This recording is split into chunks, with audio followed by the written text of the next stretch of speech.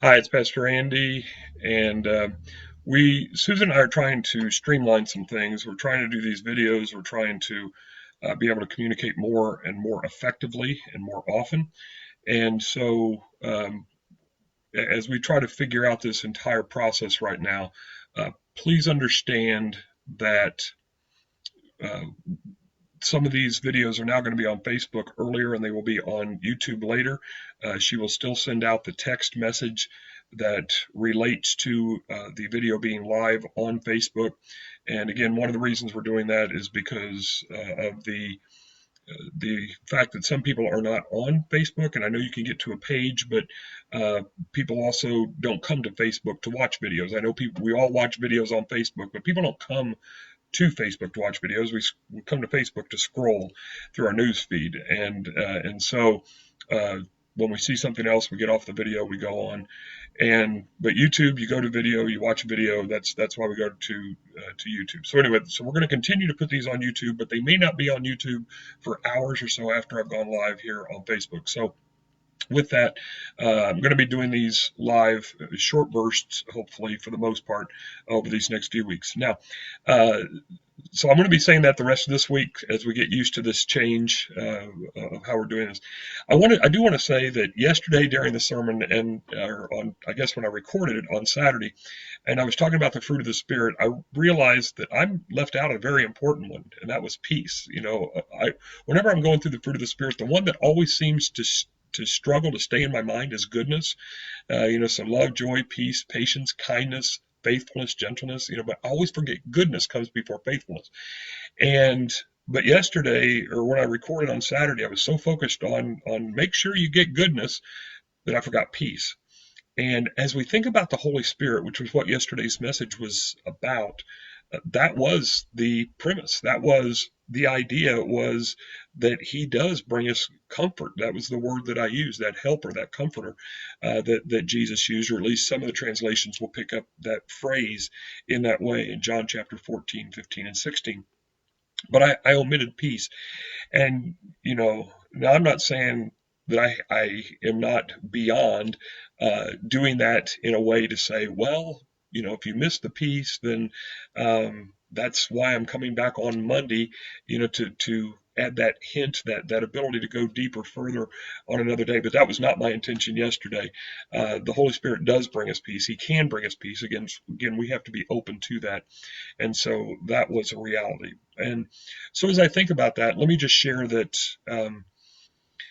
one of the challenges in leadership is that during times like we're experiencing now, and of course none of us have experienced anything like this in our lifetime.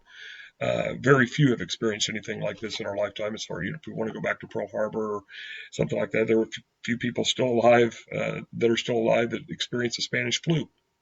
102 years ago or so, but so few. Um, it is challenging for all of us, but it is challenging as a leader. It is challenging for those who are trying to do that. And one of the realities is that a leader who does not take a break will end up breaking. And I don't want to break. And in fact, even before COVID-19, I had decided to blog on my personal blog about my desire to find Sabbath, to understand Sabbath, and to, as Jesus said, it's not about the law, it's about humanity. It's that the Sabbath was made for man, not man for the Sabbath, as he says at the end of Mark chapter 2.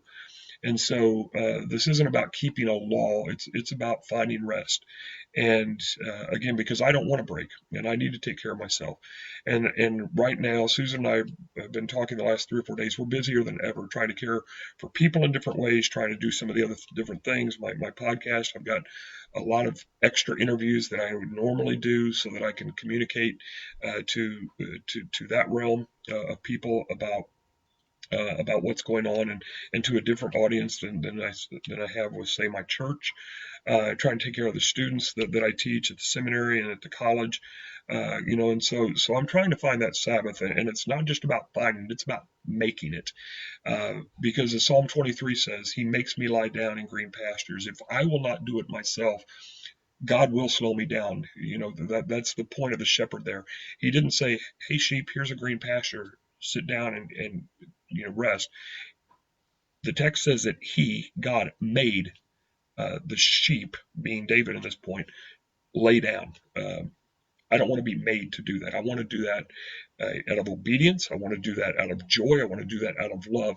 And so, again, as I mentioned a few moments ago, and this isn't my phrase, I've heard others say it, but leader who does not take a break will end up breaking, and I don't want that to be me. So I'm going to continue to do these videos. I'm going to continue to do other things, but one of the great joys that I see out of this time is that this is an opportunity for the church to really rise up and to do things in a different way. A guest I'm going to have on my podcast that I'm going to interview on Wednesday, he'll be on there in a couple of weeks. He just wrote a book called Leveling the Church. And, sometimes I think that maybe I do have the super pastor complex or the super pastor expectations, whether it's put on myself by me, whether others have. That's not the issue. But, am I doing too much too often? And the answer in some way, shape, or form is yes. My daughter got onto me last night as we were talking to her that I need to be streamlining some things and taking some time. So again, I'm going to be doing these videos on Facebook from a live perspective. I can't tell you what time, sometime morning, sometime afternoon, sometimes even, just depends on what other things I have going on. But we will get them on YouTube later each day.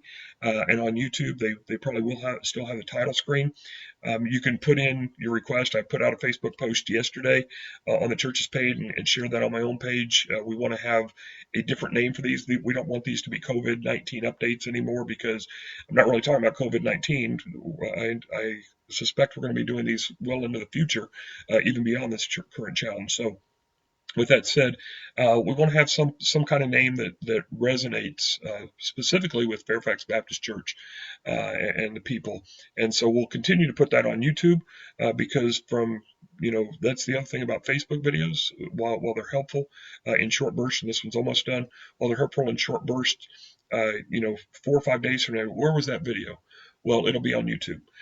So we will get it up later each day. Susan will still send out that text after she gets it up on YouTube each day with that splash screen up front. But I will be doing these and trying to be an encouragement.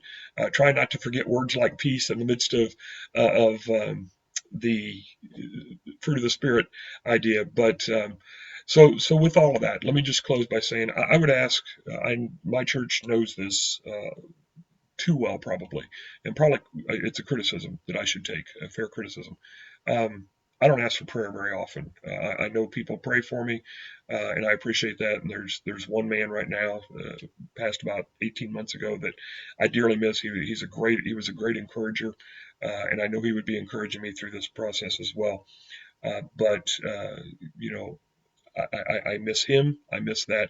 And so I'd ask you to pray that I would make decisions. We've been making some challenging decisions, as all leaders around the world are, and mine are very different than I know, what the Congress and the president and all that in other countries. These are very different. They're very minor, small church, or whatever, but these are also, they can still have eternal consequences. And so in that way, they are still very weighty. And I don't take that lightly. So pray for me. Pray for wisdom. Pray that I could find the peace that I need. Pray that I will take the time to take a break so that I don't break. But at the same time that, I prepare not only myself, but the church to move forward. And that when we get through this on the other side, we will be healthier for it as individuals, and we will be healthier for it as people. And we will see the gospel at work, not only in our lives, but in the lives of those around us. So until tomorrow, I bid you farewell. And again, as I keep saying, check on somebody. Maybe go through somebody in your contact list on your phone and Facebook or something that you haven't talked to in a while, and just say, hey, how you doing? I wanted to check on you. So again, I bid farewell until tomorrow.